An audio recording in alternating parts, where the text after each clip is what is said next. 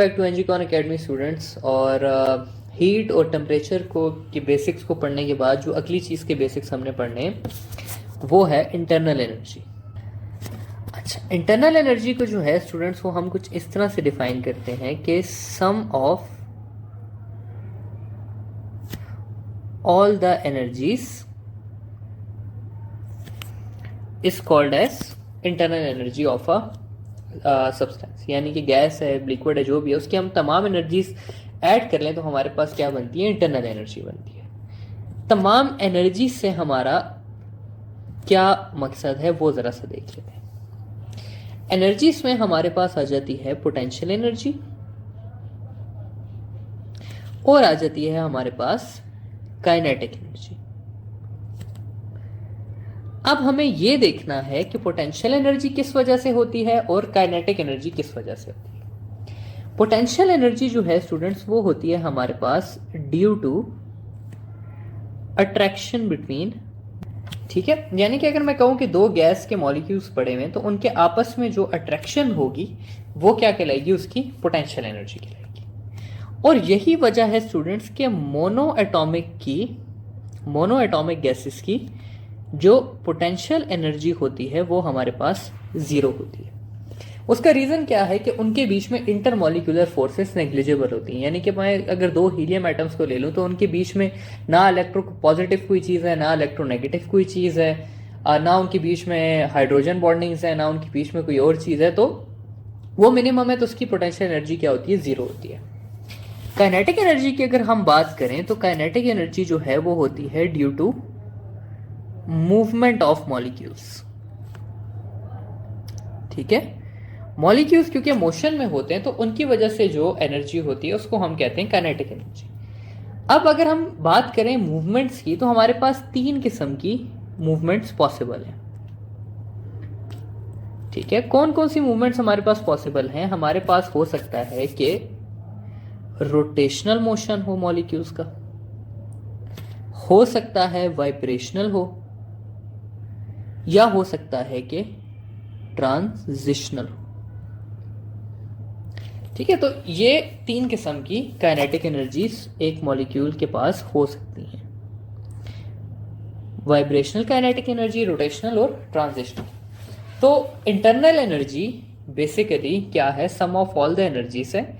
All the energies में हमारे पास potential energy आ जाती है प्लस काइनेटिक एनर्जी आ जाती है। इंटरनल एनर्जी को हम लिखते किस तरह से हैं?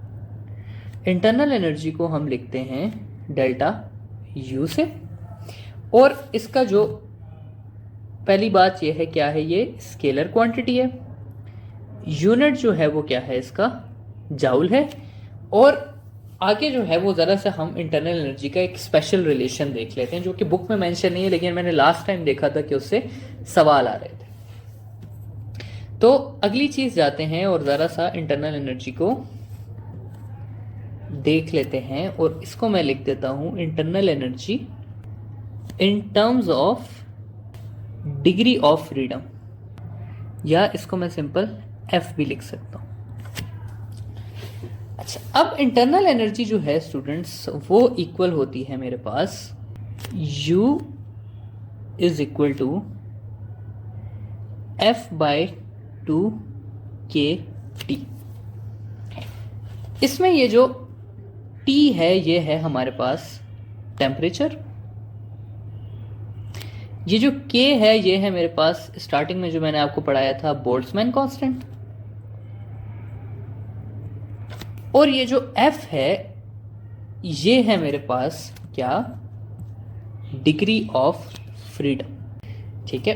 और डिग्री ऑफ फ्रीडम जो है स्टूडेंट्स वो है मेरे पास मोनो एटॉमिक, डाई एटॉमिक और पॉली एटॉमिक के लिए अलग अलग। मैं बात करता हूं मोनो एटॉमिक गैसेस की, मैं बात करता हूं डाई एटॉमिक की, और मैं बात करता हूं पॉली एटॉमिक की। तो मोनो एटॉमिक गैसेस का डिग्री ऑफ फ्रीडम है 3, डाई एटॉमिक का है 5 और पॉली एटॉमिक का है हमारे पास 6, ठीक है।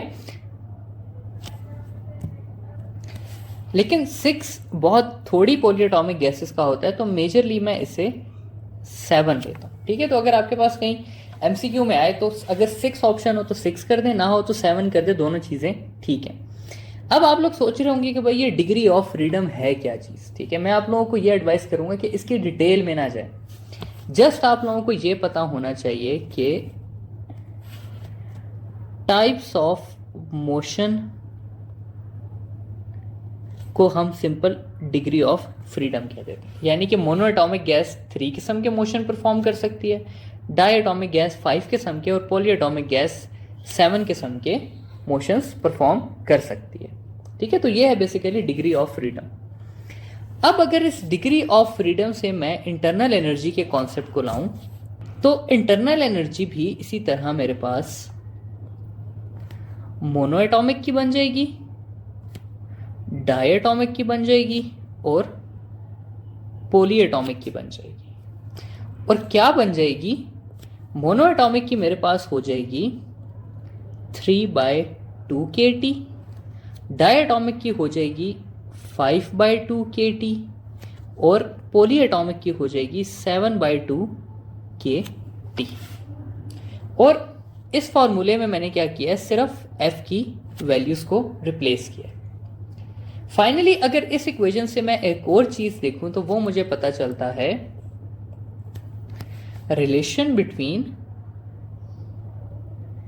Internal energy and temperature. और अगर मैं इस इक्वेशन में देखूं तो मुझे यह पता चलेगा कि इंटरनल एनर्जी जो है वो डायरेक्टली प्रोपोर्शनल है टेम्परेचर के। तो अगर मैं इंटरनल एनर्जी ज़्यादा करूंगा तो उसके रिजल्ट में टेम्परेचर भी क्या होगा, ज़्यादा होगा। ठीक है, तो ये है मेरे पास इंटरनल एनर्जी की बेसिक्स कि इंटरनल एनर्जी होती क्या है और वो डिग्री ऑफ फ्रीडम पे कैसे डिपेंड करती है। डिग्री ऑफ फ्रीडम स्टूडेंट्स क्या चीज़ है कि एक मॉलिक्यूल कितने किस्म के मोशंस परफॉर्म कर सकता है। मोनोएटॉमिक गैस 3 किस्म के, डायएटॉमिक गैस 5 के, और पॉलीएटॉमिक 7 के। ठीक है स्टूडेंट्स, फाइनली आते हैं एक और बेसिक टॉपिक के ऊपर जो कि है वर्क से रिलेटेड। तो वर्क का लिख लेते हैं प्रेशर वॉल्यूम। मैं कहता हूं जी कि मेरे पास एक कंटेनर है, इसके ऊपर एक पिस्टन लगा हुआ है। ठीक है, पिस्टन जो है वो इसके ऊपर प्रेशर एक्सर्ट कर रहा है और इसकी वॉल्यूम जो है वो मैं कहता हूं कि V है। मैं क्या करता हूं जी कि इससे नीचे से हीट देता हूं, इसको मैंने नीचे से हीट दी तो ये पिस्टन क्या करेगा, ये ऊपर मूव कर जाएगा और इसकी वॉल्यूम जो है वो क्या होगी, इंक्रीज हो जाएगी। प्रेशर को मैंने नहीं छेड़ा, मैंने क्या किया है, सिर्फ वॉल्यूम को ज़्यादा किया। प्रेशर क्योंकि मेरा पिस्टन कांस्टेंट है तो वो सेम ही एक्सर्ट करता रहेगा। तो अब जो है स्टूडेंट्स, अगर मैं वर्क की बात करूं तो वर्क W जो है वो मेरे पास इक्वल होगा फोर्स इनटू डिस्प्लेसमेंट के। ठीक है, यानी कि ये जो लीनियर डिस्प्लेसमेंट हुई है ये फ्रॉम इस पॉइंट से, ये इसकी लीनियर डिस्प्लेसमेंट थी और जितनी इसने फोर्स एक्सर्ट की है। प्रेशर जो है स्टूडेंट्स वो मेरे पास इक्वल होता है फोर्स पर यूनिट एरिया के, या फोर्स को मैं लिख सकता हूं प्रेशर इनटू एरिया। ये जब मैं इधर डालूंगा तो मेरे पास इक्वेशन कुछ इस तरह से बन जाएगी कि work is equal to pressure into area into change in distance. तो ये चेंज होके कुछ इस तरह से हो जाएगा, ए और डी मेरे पास वॉल्यूम के इक्वल होता है तो ये हो जाएगा P डेल्टा V। और ये जो चीज है इसको हम कहते हैं work in terms of pressure and volume. और इस चैप्टर में जितना भी हमारे पास वर्क होता है वो प्रेशर वॉल्यूम वर्क होता है। फाइनली अगर मैं ग्राफ की बात कर लूं, मैं कहता हूं जी मेरे पास एक पीवी कर्व है, ये वॉल्यूम और ये प्रेशर का कर्व है जो कि लेट से इस तरह का है। ठीक है, या चले आइसोथर्मल प्रोसेस का इस तरह का ले लेते हैं। तो इसका जो एरिया अंडर ग्राफ होगा, area under curve of PV graph जो होगा वो होगा एरिया x इंटू वाई के। x पे है हमारे पास v, y पे है ये, तो ये बेसिकली हमें क्या शो करेगा, वर्क शो करेगा। तो एरिया ऑफ पीवी ग्राफ हमें क्या शो करता है, वर्क शो करता है। ठीक है, तो हमने इंटरनल एनर्जी को देख लिया, हमने प्रेशर वॉल्यूम वर्क को देख लिया। प्रेशर वॉल्यूम वर्क के बारे में एक चीज लिखी जाती है जो कि आगे आपको मैं एक्सप्लेन भी कर दूंगा, लेकिन यहां पर थोड़ा सा जस्ट करते जाते हैं। लिखा यह जाता है कि work done by the system is positive और वर्क डन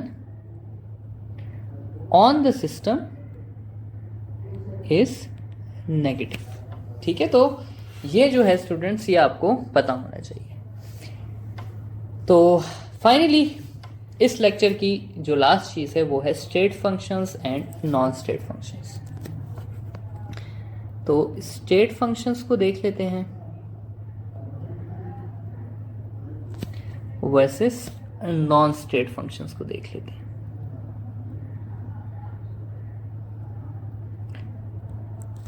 अच्छा जी, स्टेट फंक्शन स्टूडेंट उन चीजों को कहा जाता है जो कि इंडिपेंडेंट ऑफ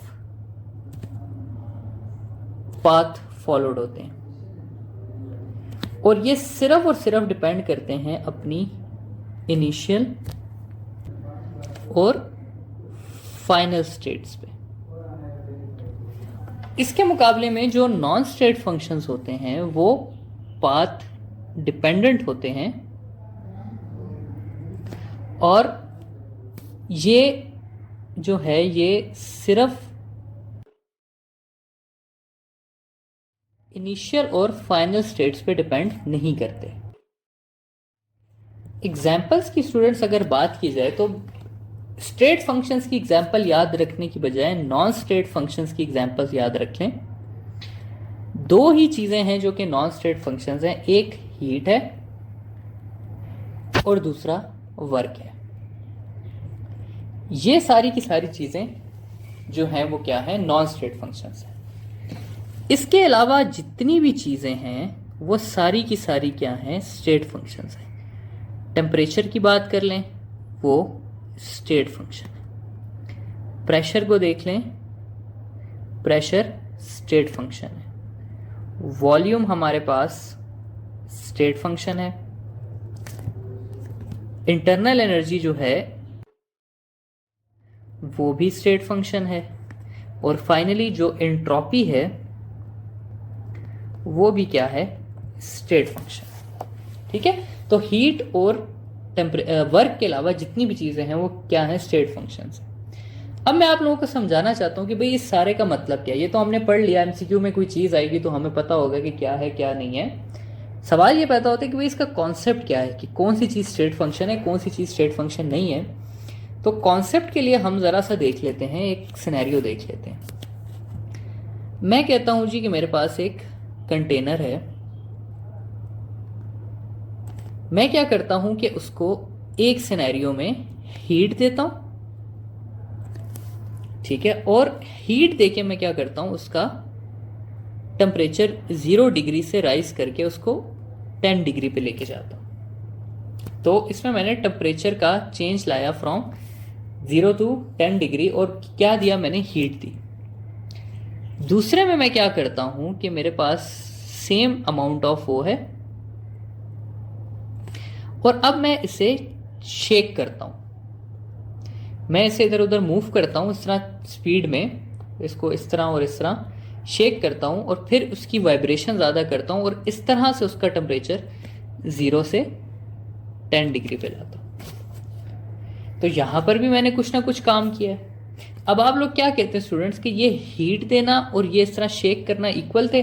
नहीं जी, ये इक्वल नहीं थे। तो ये दोनों चीजें पाथ डिपेंडेंट हैं, ये दोनों मेथड्स इक्वल नहीं थे। इसके मुकाबले में जो टेम्परेचर का राइज था वो यहां, जो टेम्परेचर का राइज था वो यहां पर भी 10 डिग्री था और यहां पर भी 10 डिग्री था। तो टेम्परेचर एक ऐसी चीज़ है जो कि पाथ इंडिपेंडेंट है, जबकि हीट और वर्क ऐसी चीज़ें हैं जो कि क्या है, पाथ डिपेंडेंट है। फाइनली एक और चीज़ मैं आप लोगों को पढ़ाना चाहता हूँ कि फॉर ऑल द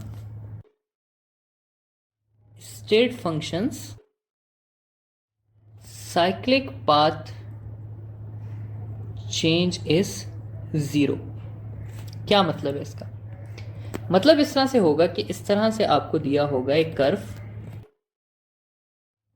या इस तरह से दिया होगा, ठीक है, और या तस्वीर इस तरह की होगी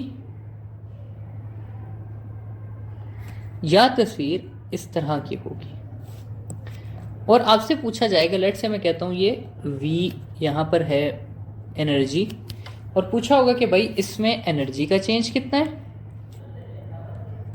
और इसमें पूछा होगा वॉल्यूम का चेंज कितना है। तो आप लोगों ने याद रखना है कि इसमें वॉल्यूम का चेंज 0 है और इसमें इंटरनल एनर्जी का चेंज क्या है, 0 है, क्योंकि ये इनिशियल और फाइनल स्टेट्स पे डिपेंड करते हैं। तो अगर यही इसकी इनिशियल है और यही इसकी फाइनल है, तो इसका क्या मतलब हुआ कि क्या है, 0 है। इसी तरह अगर यही इनिशियल है और यही फाइनल है तो क्या हुआ, 0 है। ठीक है, तो साइक्लिक पाथ में जो आपके पास स्टेट फंक्शंस होते हैं वो उनका चेंज 0 होता है। ठीक है, तो ये बात आप लोगों को पता होनी चाहिए।